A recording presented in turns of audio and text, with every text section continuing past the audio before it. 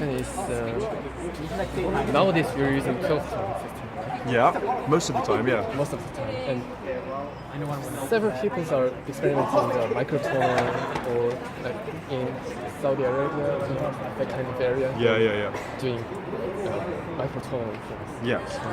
Do you think that microtonal thing is going to be really popular like pop song? It's tricky because I think a lot of the chords that we know come from the harmonic series. Yeah. That's kind of where harmony comes from. It comes from the note and its harmonic series. And the thing about the 12-tone semitone based scale is that a lot of the chords sound like the harmonic series do, and for that reason I think we respond to it in a good way.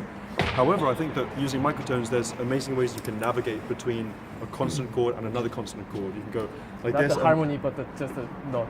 Yeah, I think it's about. It is harmony because harmony is multiple notes moving in different directions, and what Bach would say is harmony is it comes out of polyphony.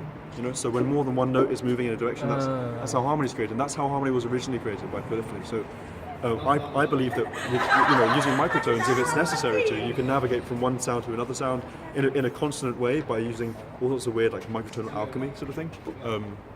And it's cool. I wouldn't necessarily say that sort of like really crazy sort of like 32 note and octave chords are going to like make it into the top 40, but I think there are definitely musical and sound ways in which you can use microtones to tell your stories. It's just about using them in the right way and not using them just because you want to try and use them, but because there's a reason to. I think I need just one more question. Yeah.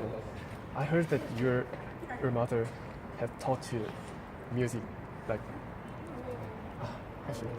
Like genius. Oh right, wow. She didn't told you to like study this or that. She just played songs. Yeah.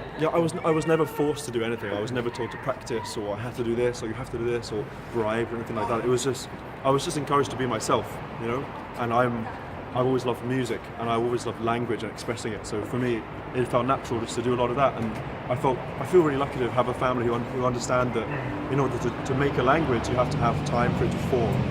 And once a language is formed, then you can speak it. But there's no point in speaking a language unless you have stories to tell. So it's way more important, I think, for parents to tell their children stories than it is to give them a lot of tools, because stories are way more valuable than tools. And lots of people who don't speak a language very well can still tell a really good story if they have it in them, if that makes any sense.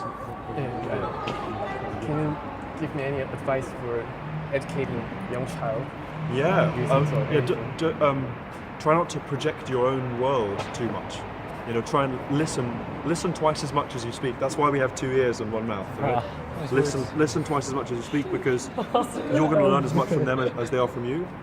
And again, I'd say it's more important to encourage, the sort of storytelling and crafting of tales and shapes, rather than getting too deep into the intricacies of the details.